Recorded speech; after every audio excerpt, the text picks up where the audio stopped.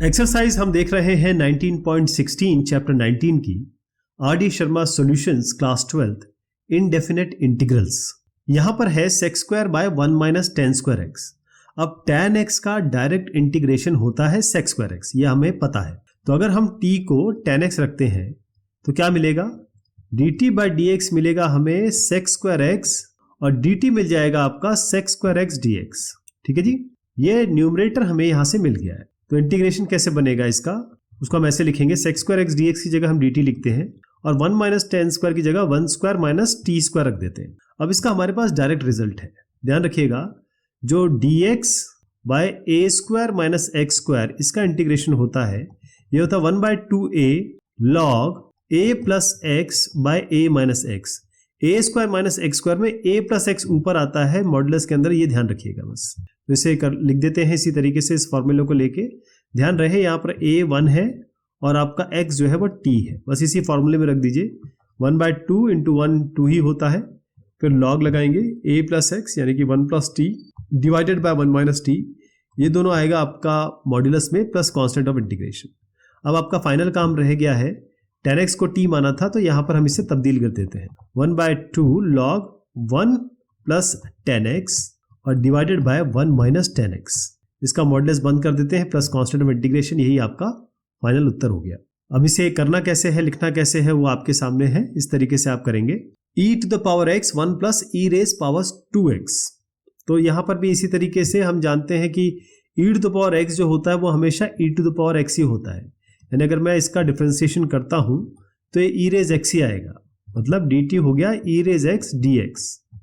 तो ऊपर वाला ये जो है ये आपका dt है, तो इंटीग्रेशन कैसे बनेगा, dt डिवाइडेड बाय 1 प्लस, अब e की पावर 2x का मतलब क्या है, e to the power x की पावर 2 यानी कि t की पावर 2, तो 1 प्लस टी स्क्वायर हो गया। इसको आप 1 स्क्वायर लिख लीजिए। तो इंटीग्रेशन हमें करना क्या है, यहाँ फॉर्मूला लिखता हूं मैं, इंटीग्रेशन करना है हमें dx by a square plus x square का। तो ए स्क्वायर प्लस एक्स स्क्वायर का तो हमारे पास डायरेक्ट इसका रिजल्ट है, वो क्या है, सीधा tan इनवर्स जो भी आपका x होगा वो आपका यहाँ पर आ जाएगा, है ना, 1 by tan inverse x by plus constant of integration, ये हम जानते हैं। तो हम क्या करेंगे, a यहाँ पर हमारे पास 1 है और x हमारा t है, तो इंटीग्रेशन बनेगा इसका 1 बाय a यानी कि 1 बाय 1, इसको छोड़ देते हैं, tan inverse x by a, x क्या है इसमें t और a है 1, तो t ही हो गया ये प्लस कांस्टेंट ऑफ इंटीग्रेशन। तो इसका फाइनल आंसर लिख दें, t हमने e रेज x लिया था, तो tan inverse e raise x plus constant of integration, यही इसका उत्तर हो गया। तो इस प्रकार से इसको किया जाएगा। ये लेट, नाउ, ये सब लिखना बहुत आवश्यक है, इसको जरूर ध्यान रखें। cos x divided by sin square x plus 4 sin x plus 5। फायदा ये है, sin x रखते ही हमें cos x मिल जाता है, यानी जैसे ही हम t को sin x रखेंगे तो dt बराबर sin x का हो जाएगा cos x, क्योंकि इसके नीचे dx था तो हमने cos x dx कर दिया। ये बताने की कोशिश मैं कर रहा हूं कि cos x dx आपका dt बनेगा। इंटीग्रेशन कुछ इस तरीके से होगा कि dt ऊपर आएगा, ये sin स्क्वायर x है यानी कि t स्क्वायर हो गया, ये 4 sin x है, ये क्या होगा 4t प्लस 5। अब t square plus 4t plus 5 ये डायरेक्ट रिजल्ट होता है आपके पास। कैसे, अगर आपको इसको परफेक्ट स्क्वायर बनाना है तो t square plus 4t plus 5 यहाँ लिखिए, t का क्या है कोएफिशिएंट 4, इसको आधा करिए, क्या आएगा 2, इसको स्क्वायर करिए, क्या आएगा 4, यही 4 जोड़ दीजिए, यही 4 घटा दीजिए। तो ये वाला संख्या, ये वाली संख्या और ये वाली संख्या ये t प्लस 2 का होल स्क्वायर बनाएंगे, क्योंकि A square plus B square plus 2ab में A square plus B square plus 2ab आ रहा है। 5 माइनस 4 में आपके पास 1 मिलेगा, तो इसको 1 स्क्वायर कर सकते हो आप। तो ये फाइनल क्या बनता है आपका, वो बनेगा integration of dt divided bye t plus 2 का होल स्क्वायर प्लस 1 स्क्वायर। अच्छा, अब t प्लस 2 को अगर मैं कोई p भी रखता हूं तो dp बाय dt बनेगा 1, यानी dp बराबर dt आ जाएगा आपका। तो dp बराबर dt है, इसका मतलब क्या है कि आपको t प्लस 2 को कोई p रखने की जरूरत नहीं है। आप जानते हैं कि integration of 1 by x square plus a square जो अभी अभी हमने पहले किया, तो वो होता है 1 by a tan inverse x by a, यही होता है ना। तो यहाँ पर आपका x हो गया t प्लस 2 और a हो गया आपका 1, इस फॉर्मूले में रख देंगे 1 बाय a। अब इसमें 1 बाय a यानी कि 1 by 1 tan inverse x by a, x क्या है t प्लस 2 डिवाइडेड बाय ये 1 हो जाएगा। इसका मतलब क्या है कि tan inverse t plus 2, t आपने लिया था sin x, तो ये हो गया 2 प्लस साइन एक्स, ऐसे लिख दीजिए इसको, और प्लस कांस्टेंट ऑफ इंटीग्रेशन, यही इसका फाइनल उत्तर हो गया। तो इसको सिलसिलेवार तरीके से लिखित तौर पे कैसे किया जाएगा वो ये प्रिंटेड आपके सामने है, इसको रेफर कर सकते हैं आप, और कंटेंट आपके सामने, लेकिन लॉजिक मैंने आपको इसके पहले बता दिया। अब यहाँ e raise x, e raise 2x, 5 e raise x plus 5 plus 6। अब e रेज x और x स्क्वायर, इस x स्क्वायर x ये इसी तरीके से चलता है। कैसे? क्योंकि आप ये यहाँ रखेंगे तो ऊपर वाला dx के टर्म्स में आ ही जाएगा। कहने का मतलब जैसे ही आप t बराबर e रेज x रखेंगे तो dt बाई dx करते ही आपका e रेज x आ जाएगा, यानी कि dt हो जाएगा e रेज x dx, यही आएगा ना। अब यहाँ पर आ जाइए, इंटीग्रेशन जब आप करेंगे तो ऊपर की जो संख्या है यहाँ से यहाँ तक ये dt बन गई, नीचे क्या बना आपका e रेज 2x, यानी कि इसको पावर स्क्वायर करेंगे तो e रेज पावर 2x आएगा, तो ये t स्क्वायर हो गया, यहाँ पर 5t हो गया और यहाँ पर 6 हो गया, ये पूरा आ गया। अब इसको हम परफेक्ट स्क्वायर बनाएंगे। परफेक्ट स्क्वायर बनाने का तरीका क्या है, आप इसको लिखिए t square plus 5t plus 6। इस 5 को लीजिए क्योंकि ये t का कोएफिशिएंट है, इस 5 को आधा करिए, कितना आएगा 5/2, इसका स्क्वायर करिए और जोड़ दीजिए, घटा दीजिए, यानी कि 5/2 का होल स्क्वायर करिए और माइनस 5/2 का होल स्क्वायर करिए। इससे क्या मिलेगा, a square plus b square plus 2ab, यानी कि t प्लस 5/2 का होल स्क्वायर, तो आपको ये मिल गया। अब 6 माइनस 5/2 का होल स्क्वायर, यानी कि 6 माइनस 5 5 25 और डिवाइडेड बाय 4, तो इसको ऐसे करेंगे 6 4 24 माइनस 25/4, यानी कि -1/4, तो इसको -1/2 का होल स्क्वायर लिख दें, कोई दिक्कत तो नहीं है। इंटीग्रेशन जो होता है 1/x square minus a square का, ये होता है 1/2a log x minus a by x plus a। ध्यान रहे जब हम इसको करेंगे तो t प्लस 5/2 ये वाला जो बनेगा वो आपका, आप इसको x लेंगे और हाफ को आप लेंगे a, इस फॉर्मूले में रख रहा हूं मैं।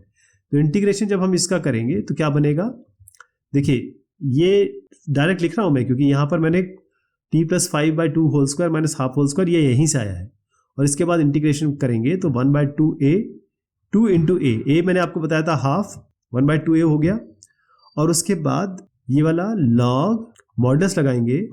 अब x minus a by x plus a, x क्या है t प्लस 5/2 माइनस a यानी कि माइनस हाफ कर देता हूँ यहाँ पे, और x प्लस a यानी कि t plus 5/2 plus half, 5/2 minus 1/2 यानी कि इस तरीके से 5/2 माइनस 1/2, 4/2 यानी कि 2, तो ये t प्लस 2 आ गया, और नीचे आ गया 5 प्लस 1 यानी कि 6, 6/2 यानी कि 3, t plus 3, t plus 2 divided by t plus 3।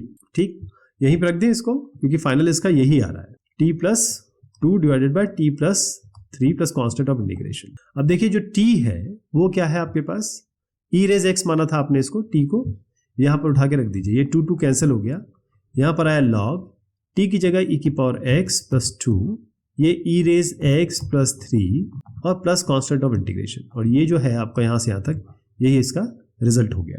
अब इसको करना कैसे है वो यहाँ पर 1 बाय 1 स्टेप में जो मैंने आपको बताया है वो ऐसे ही किया गया है। नेक्स्ट क्वेश्चन में e रेज 3x है, यहाँ e रेज 6x है।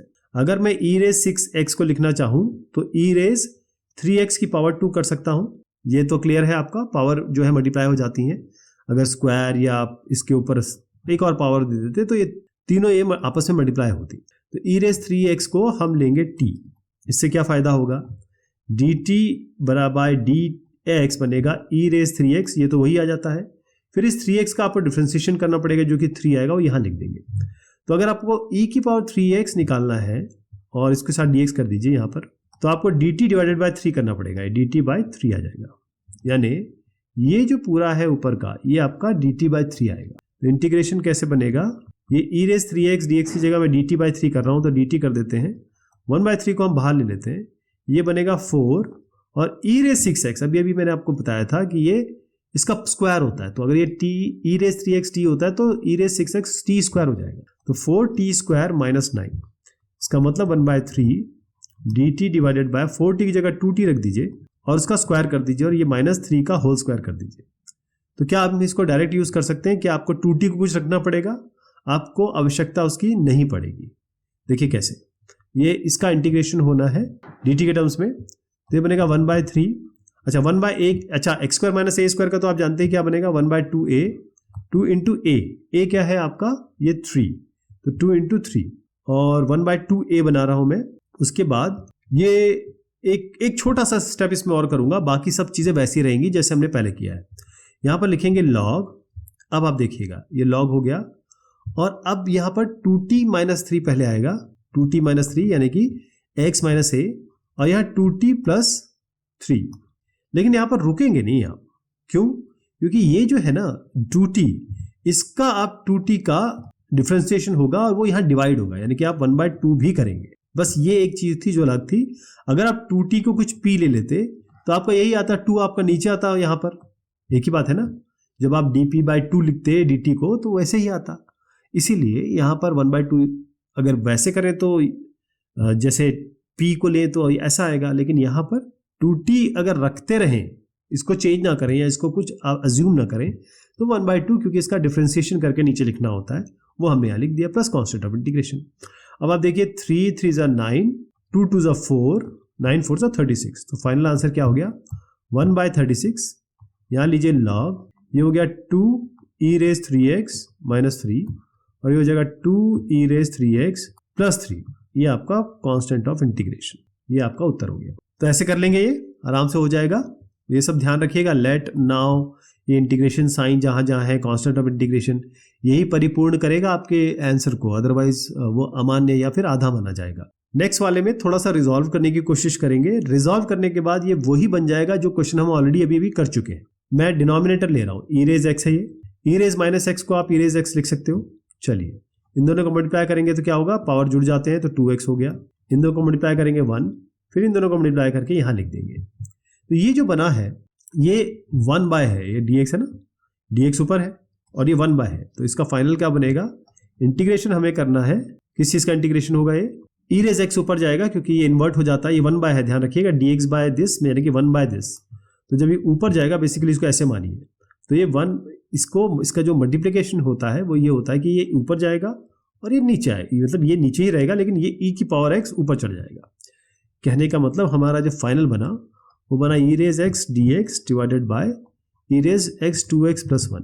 अब ई रेज एक्स को आप t ले लीजिए, तो dt/dx क्या होगा, या dt क्या होगा, ई रेज एक्स dx, यानी ये जो पूरा हुआ ये आपका dt बन गया। तो ये ऊपर मैं dt लिख देता हूँ, 1 प्लस ई रेज 2x की जगह 1 प्लस t² लिख देता हूँ, यानी कि आपका 1/x² प्लस a² जो कि tan इनवर्स x/a होता है, 1/a, a आपका 1 है इसलिए मैं यहाँ कुछ नहीं कर रहा हूँ, 1/1 आना चाहिए यहाँ पे, tan इनवर्स x/a यानी कि t/1, तो tan inverse t plus constant of integration हो गया tan इनवर्स x, और t क्या है आप इसमें देखिए, ई रेज एक्स है, tan inverse E raise x plus constant of integration, ये इसका उत्तर हो जाएगा। और कैसे किया जाएगा ये तो खैर सरल है, आप खुद भी कर सकते थे आराम से।